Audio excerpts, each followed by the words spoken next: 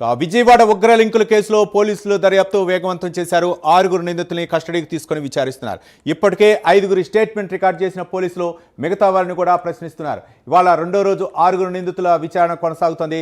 మరింత సమాచారం మా కరెస్పాండెంట్ రాజ్ కుమార్ అందిస్తారు.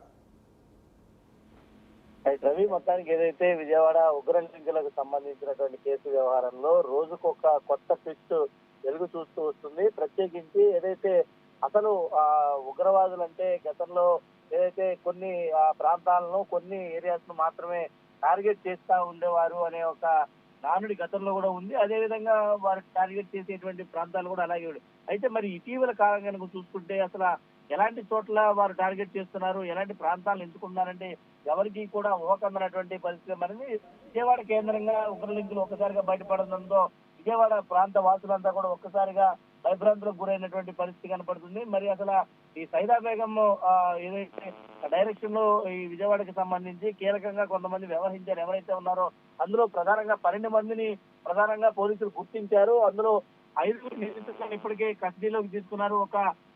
దాదాపుగా ఒక మైనర్ అతను జూనల్ రిమాండ్ కూడా పంపించినటువంటి పరిస్థితి ఉంది. మరి మిగతాటువంటి వారిని కీలకమైనటువంటి విషయాలపైన ప్రశ్నించినటువంటి పోలీసులు మరి స్టేట్మెంట్ కూడా ప్రధానంగా రికార్డ్ చేసినట్లు కూడా తెలుస్తుంది. మరి మిగతా వారిని ఈ రోజు కూడా విచారణ చేపట్టబోతున్నారు. ప్రత్యేకించి ఎలాంటి అంశాల మీద ఫోకస్ చేస్తారంటే వీరి టార్గెట్స్ ఏంటి, ఏ చోట్లను వీరు టార్గెట్ చేయాలనుకున్నారు, అసలు వీరి మోటో ఏంటి, డబ్బు కోసం ఏమన్నా చేశారా, లేదంటే ఏదైనా భావజాలాన్ని వీరు తీసుకెళ్లాలనుకుంటున్నారు, అసలు వీరి మోటో అండ్ ప్లాన్స్ ఏంటి అనేటువంటి దానిపైన కూడా ప్రధానంగా పోలీసులు టార్గెట్ చేశారు. కాబట్టి మరి ఏం చేయబోతున్నారు, పోలీసులు ఎలా దీన్ని అధిగమించబోతున్నారు అనేది కూడా తెలియాల్సిన అవసరం ఉంది. ఓవరాల్ గా ఈ ఉగ్ర లింకుల కేసు రోజుకొక బలుపు తీసుకుందని చెప్పుకోవచ్చు. Ravi, thank you Raj Kumar.